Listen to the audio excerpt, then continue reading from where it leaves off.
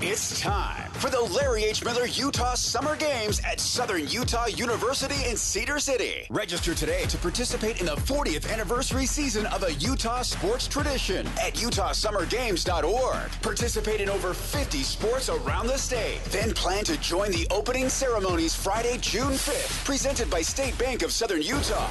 Register today to participate in the 40th anniversary season of the Larry H. Miller Utah Summer Games.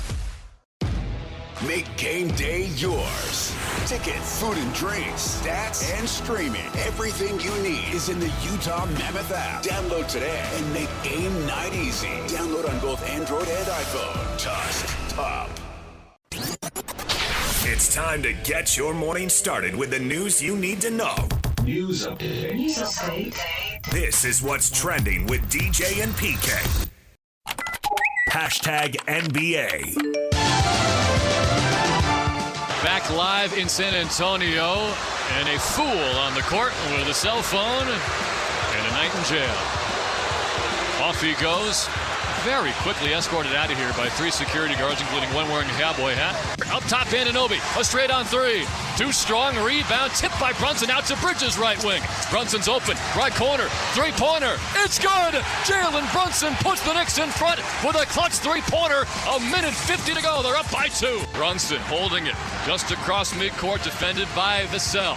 8 to shoot, right wing, crossover, right elbow, step back, pump fake, leans in, throws it up, and he knocked it down! Jalen Brunson, a ridiculous shot! And the Knicks have a 6-point lead, 38 seconds to go. The New York Knicks win Game 1, 105-95 over the San Antonio Spurs.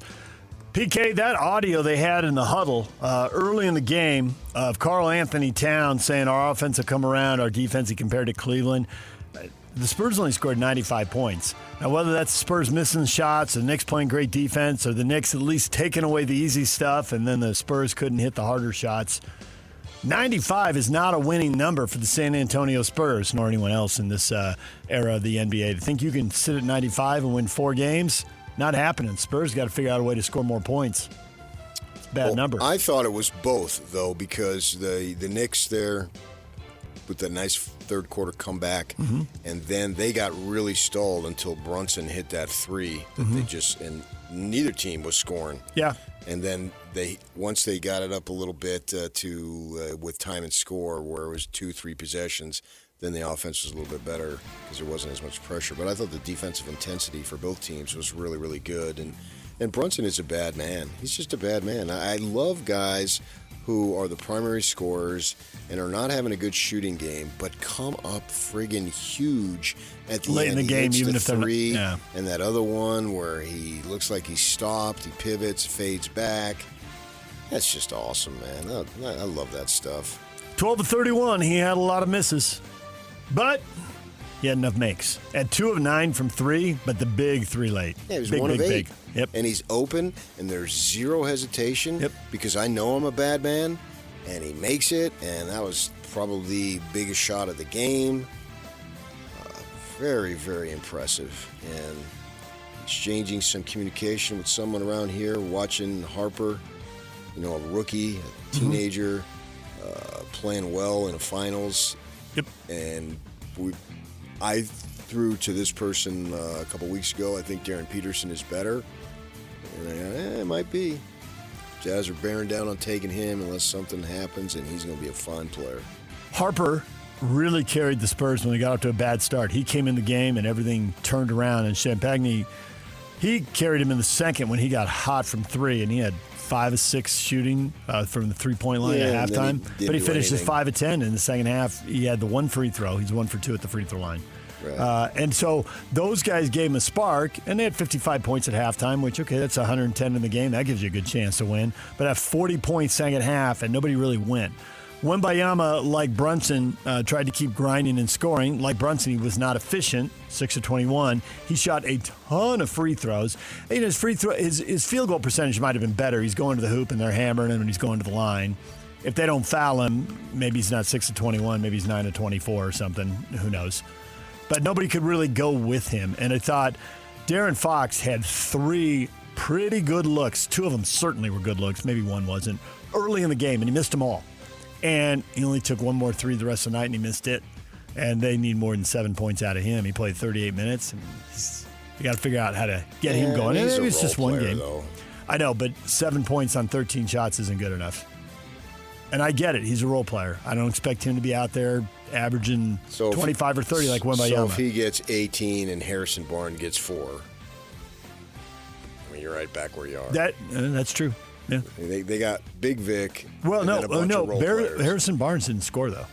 I just used that as an example. Oh, okay. I mean, the only role I guy. just looked at him and. Oh yeah, but the thing is, all the role guys.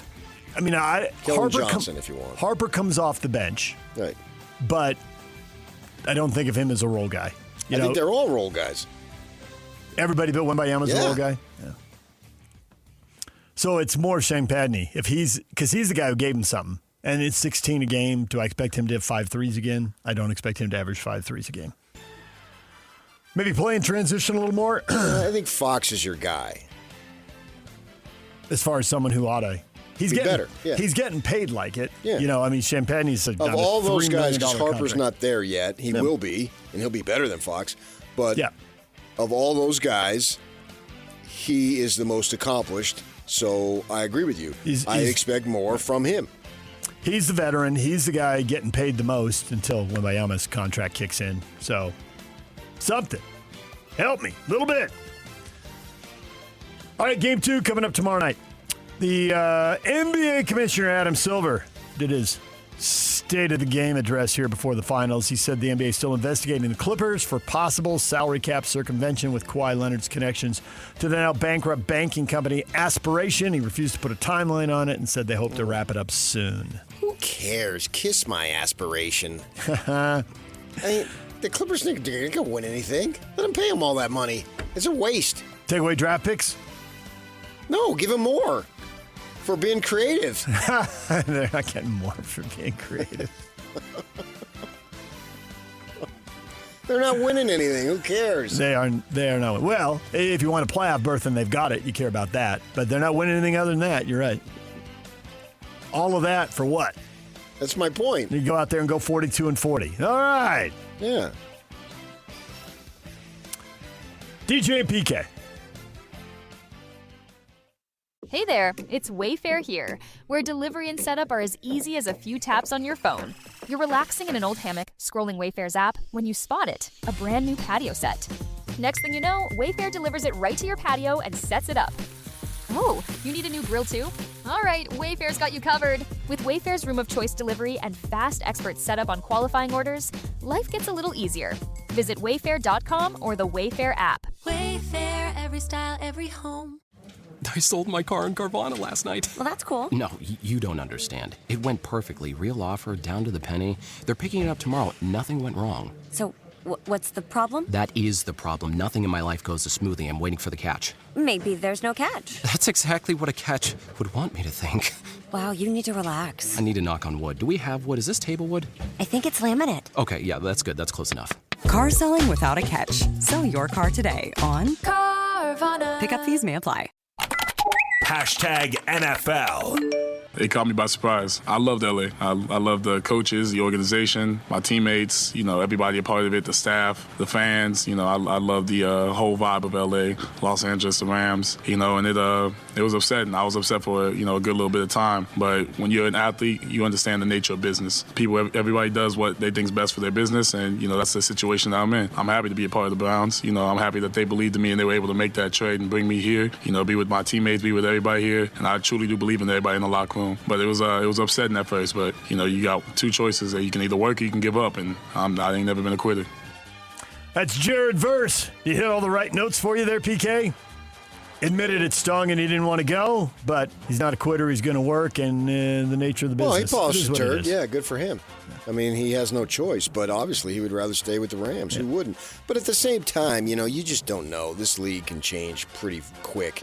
And you just look at golf when he was traded from the Rams and going to Detroit. That looked like, oh my gosh, Detroit looks years. more bleak than Cleveland. Now, I get Cleveland's had problems. Yeah. But it does seem like Cleveland's made a few smart moves lately. They made a few head scratchers. Detroit's a pretty good football team now. Detroit really did turn it around. Yeah. So who's to say? I'm not here to fill Garrett's shoes. I'm here to work. I'm here to be the best version of me, and the best version of me is going to be the best defensive player in the league. Jared Verse hitting a lot of the right notes. Green Bay Packers say that star pass rusher Micah Parsons will not be cleared to play until at least mid-October. They have a firm organization rule. You must be at least 9 months removed from surgery to be cleared to play. He underwent ACL reconstruction and meniscus surgery late last year. Packers should be in the mix, right? They ought to be able to at least tread water, get him back midseason. I think so. It's not good, but it also shouldn't be. It shouldn't wreck the season. I agree. 49ers tight end George Kittle said he plans to be cleared to play in Week 1 this season after tearing his Achilles late last year. He'd be roughly 8 months removed from surgery if he plays. And Seattle Seahawks quarterback Sam Darnold says he appreciates new offensive coordinator Brian Fleury not installing an entirely new playbook as he's part of the Kyle Shanahan coaching tree, just like former Seattle offensive coordinator Clint Kubiak. Seattle, of course, winning the Super Bowl. It wasn't broken. Don't fix it. Yeah, I don't like Kubiak spelling his name with a K there. It's got to be a C. Oh, really? Yeah. Start with a C, end with a C? Oh, the first name. You don't care about Kubiak. It's the Clint. Clint with a K. Right. Well, you used to say that. Somebody with a K. Who'd you used to say that about? Ostertag. It's 1-800-CARS. Oh, okay. All right. I knew Cars with a K. I knew you did it, and I couldn't think what it was about. That was totally Pavlovian. It's like someone rang the dinner bell right there. The K, I'm like, hey, he said that before. All right, DJ and PK. Hashtag college football. Right now in college football, we have no rules. We have state laws. We have different in every state. We have litigation. The NCAA cannot enforce their own rules because every time they try to enforce the rule, there's a lawsuit. I mean, an example would be Ole Miss's quarterback. They say he can't play next year. He's playing next year because of litigation. So, but this is just the way it is. It's become an arm race. Who spends the most has got the best chance to win. But I think it's a race to the bottom because if you don't spend to win, you lose your fan base and you don't have any revenue. That's Nick Saban. College football. There are a number of college football affiliated people. Obviously, he's a broadcaster now. Appeared during a congressional hearing yesterday as they testified about the need for legislation to regulate college sports. Utah defensive end Lance Holtzclaw represented athletes by appearing and addressing questions. Can you imagine testifying in Congress as a college student? They call PK out of Arizona State.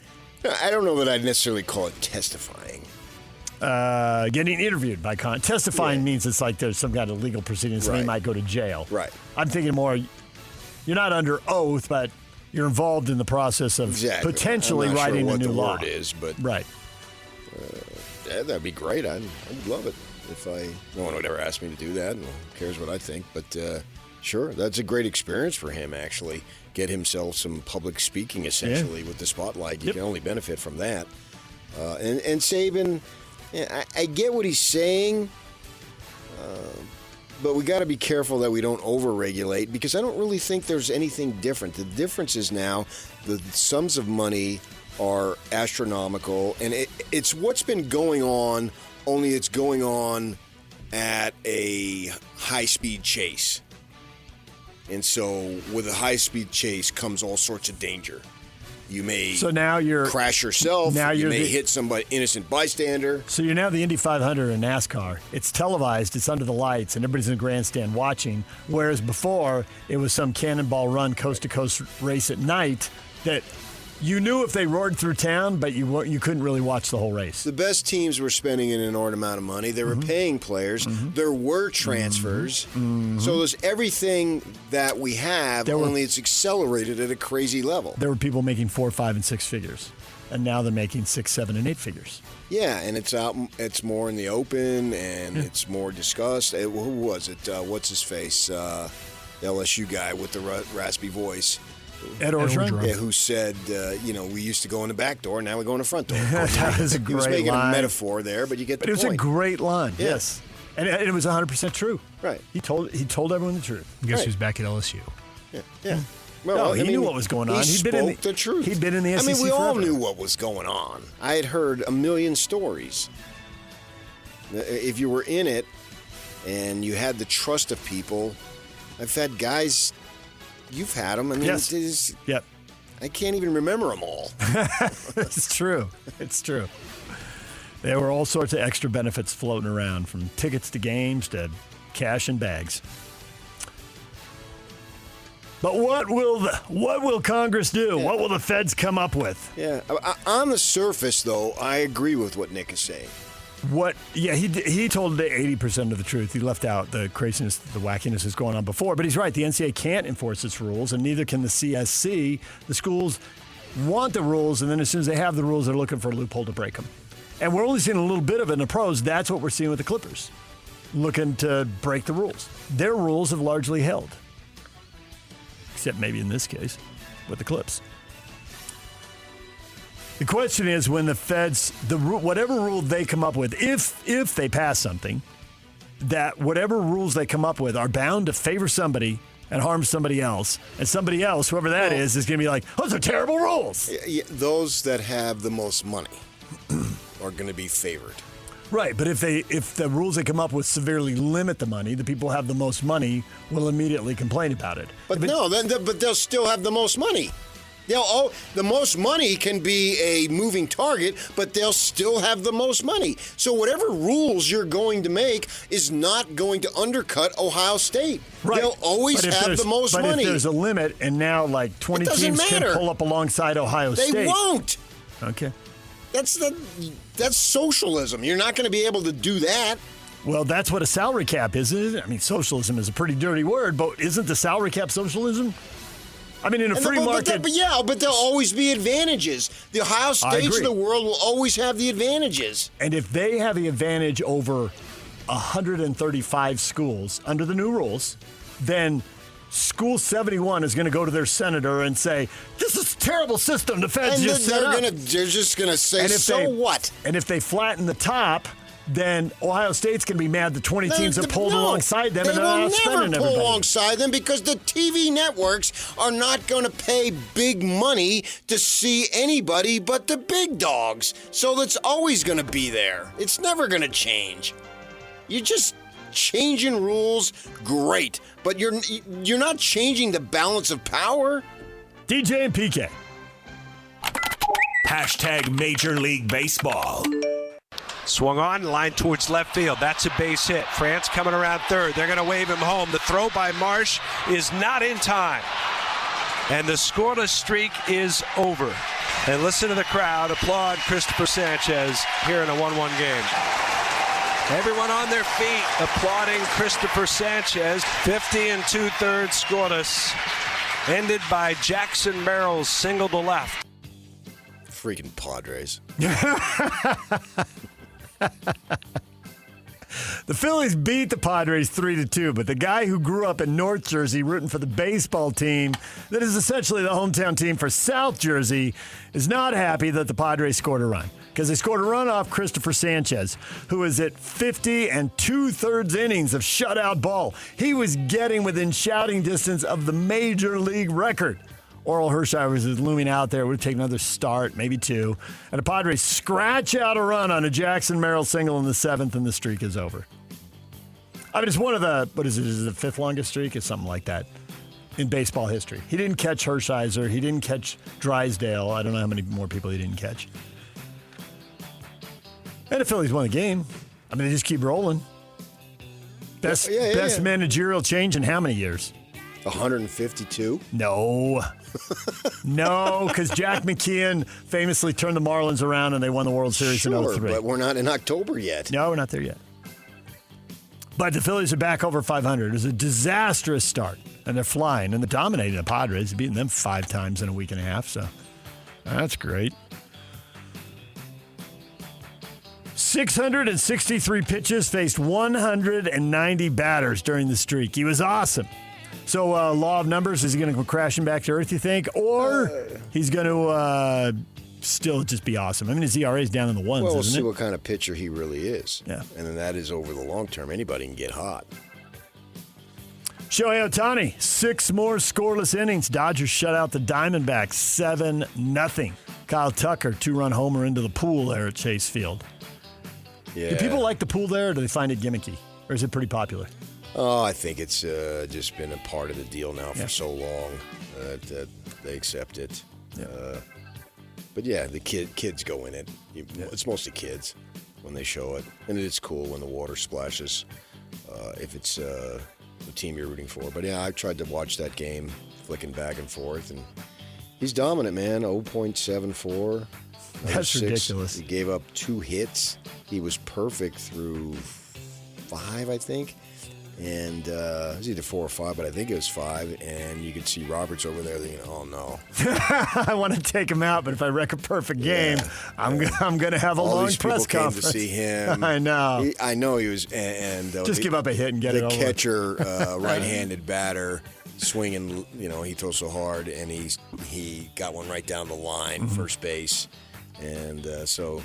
Roberts then, okay, now I can take him out because he only goes 6. Yeah, that's where they like to draw the line. So he's got his BA is now above 300. I know there's other stats, but he reached base 5 times. They nibbled every time, didn't want to pitch to him, so he walked 3 times. So he just is just amazing, man. It's there have only been 4 instances of players since 1900. Pitching at least 6 scoreless innings and reaching base at least 5 times in a game. 3 for 4 with 2 walks. Pretty good. Yeah, he's amazing, man. Yeah. Rob Manfred, MLB commissioner, acknowledged he worries that Major League Baseball's labor negotiations could lead to a long work stoppage resembling the players' strike of 1994-95. We want to make an agreement. At the outset of negotiations, I went and said myself, we're open to whatever ideas people have, but we need a realistic framework that addresses the fans' concerns about competitive balance. You just can't ignore that financial penalties have not gotten it done for us. Yeah, I mean, he's going to spin it from the owner's perspective. Yep. That's his job. I mean, you can go at it both ways. I mean, you're all worried about a salary cap for people who signed $700 million contracts. It doesn't resonate with the public. It does not. So you're limited to $40 million a year when you could be making 50. Yeah, okay. Yeah. Well, play ball. I think that Bryce Harper's right. People just move on to other stuff. I mean, I don't think we're going to have fans marching up and down outside Dodger Stadium or. No, but I can speak from my hometown. That spring training brings in hundreds of millions of dollars. Hey, there's a lot of workers who, it takes a lot of people to put on a game. And from the parking lot attendant when you drive up. Just the hotels. And the people absolutely. From the Midwest who come into town. I mean, it's a big deal. It's a major economic hit for people who need that the money. Yep. Yeah. And that sucks. There's a lot of people employed well beyond the players. I mean, teams will end up with layoffs. There'll be salaried people in organizations that get let go. Well, maybe they should get private equity, I guess, huh? See, I see what you did there. Beavs lost to Albuquerque 14-13. They'll play again tonight, 6:35. Listen on 1280 The Zone. DJ and PK. #golf. Vegas. They won game 1. Can they do it again? Vegas and Carolina. Golf. Oh, out of Go order. down the list. Well, I thought we were just skipping it because of time. Oh. Sorry. The Memorial Tournament's underway in Ohio. This is a big week for golf because there's a lot of betting in Vegas. There's got a Women's U.S. Open. You got the Memorial in Ohio. Tony Finau, the lone local in the field this week. Yeah, Jack Nicklaus's tournament. I saw a clip yesterday of how tricky it is and a bunch of guys chipping onto the green and the ball rolling off and guys putting and it rolls back to them. And yeah. Jack designed it and then he redesigned it. It's a good test. Unless you're the one who has the ball rolling back to their feet. Then you hate it. Proposed future PGA Tour model that might take effect in 2028 would include 2 tracks of tournaments with players competing to remain on the top track and golfers in the lower track fighting to move up the next season.